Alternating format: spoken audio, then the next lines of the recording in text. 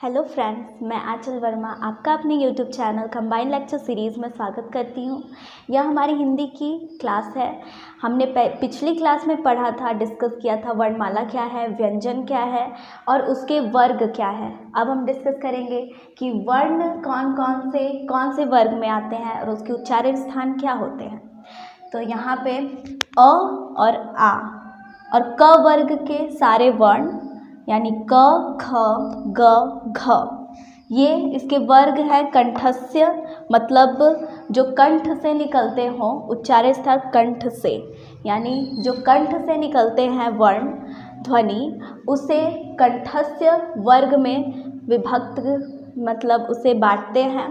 और यहाँ पे हम सीखेंगे कैसे इसको कंठ से बोलते हैं और यह कंठ के वर्ग में कैसे आए, कौन से ध्वनियाँ, कौन से वर्ण कंठ वाले वर्ग में हैं। तो यहाँ पे देखते हैं अ बोलते वक्त यह हमारे कंठ से आवाज़ आ रही है, कंठ से ध्वनि निकल रही है। अ, आ, क, ख, ग और घ। तो हम इसे बोलकर उच्चारण करके समझ सकते हैं कि कौन सी वर्ण, कौन सी ध्वनि किस वर्ग में है। अब बात करते हैं नेक्स्ट वर्ण की, उसके वर्ग और उच्चारण स्थान की। तो यहाँ पे छोटी ई, बड़ी ई, च वर्ग के सारे वर्ण यानी च, छ, ज और झ और य, श, इसका वर्ग है तालव्य, यानी तालु से, उच्चारण स्थान इसका तालु से। अब समझते हैं कैसे यह तालु से बोला जाता है। तालु मतलब ये तलवा, ऊपर का जो होता है, जीभ अगर तलवे से चिपकती है उसके बाद जो ध्वनि निकलती है वो इस वर्ग में, तालव्य वर्ग में आते हैं। जैसे ई, बड़ी ई, च, छ, ज और झ, य, श, ये हम उच्चारण करके समझ सकते हैं कि यह तालव्य वर्ग में आते हैं या नहीं। अब बात करते हैं थर्ड वर्ग की, इसके वर्ण और उच्चारण स्थान। यहाँ पे है री, ट वर्ग के सारे वर्ण जैसे ट, ठ, ड, ढ, र और श। यह मूर्धन्य इसका वर्ग है और इसका उच्चारण स्थान होता है मूर्धा से। मूर्धा से यानी जो हमारा दांत होता है, दांत के अंदर वाला जो मसूड़ा होता है, अगर जीभ हमारी वहाँ पर टच करती है और उसके बाद जो ध्वनि निकलती है उसे मूर्धन्य वर्ग में विभक्त करते हैं। जो मूर्धा से आती है वो उच्चारण, तो इसको समझते हैं कैसे। री, ट, ठ, ड, ढ, र, श। हम इसे उच्चारण करके समझ सकते हैं कि ध्वनि कौन सी हमें प्राप्त हो रही है। अब बात करते हैं चौथे वर्ण की, उसके वर्ग की और उच्चारण स्थान की। तो यहाँ पर है री, त वर्ग के सारे वर्ण त, थ, द, ध, ल और स। यह वर्ग है दंतव्य और इसका उच्चारण स्थान होता है दांत से। अब जानते हैं कैसे।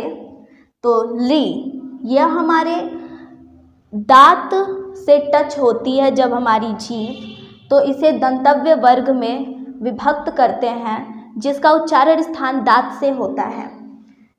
आइए इसका उच्चारण पहले हम देखते हैं कैसे यह इस वर्ग में विभक्त है।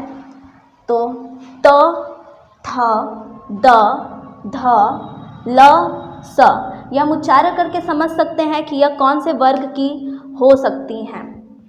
अब बात करते हैं वर्ण के पांचवें वर्ण की और उसके वर्ग और उच्चारण स्थान की।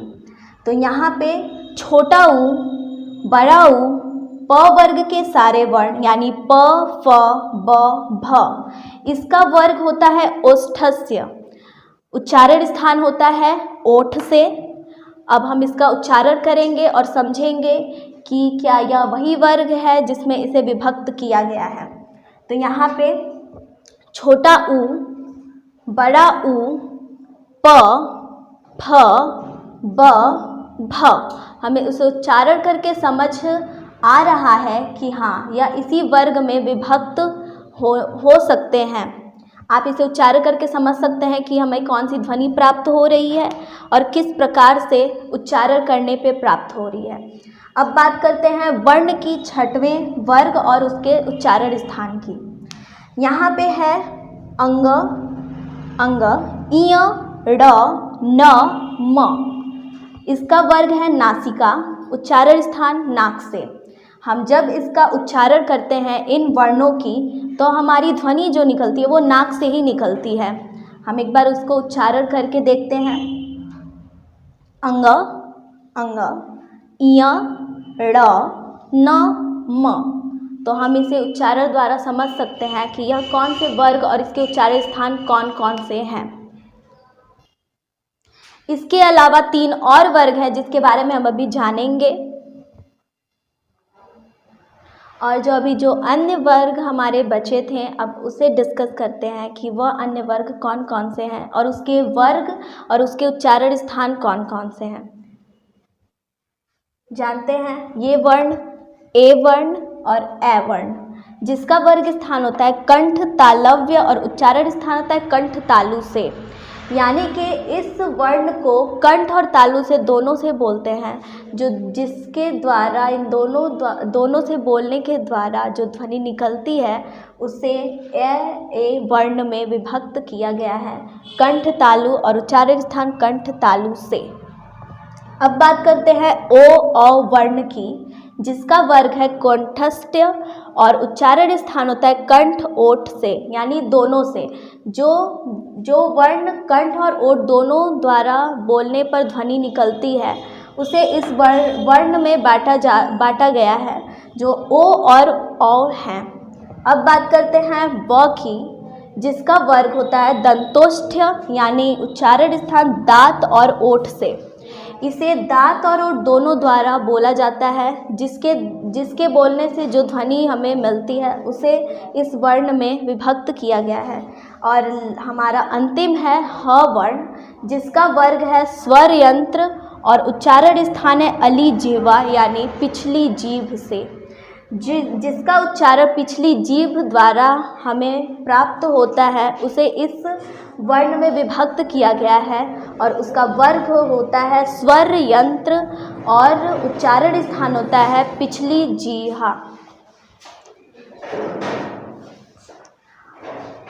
आज हमने डिस्कस किया कि व्यंजन के वर्ण, वर्ग और उसके उच्चारण स्थान कौन कौन से हैं और क्या क्या है और उसे किस प्रकार उच्चारण किया जाता है। अब हम मिलते हैं नेक्स्ट वीडियो में न्यू टॉपिक के साथ। तब तक के लिए धन्यवाद, बाय बाय, थैंक यू।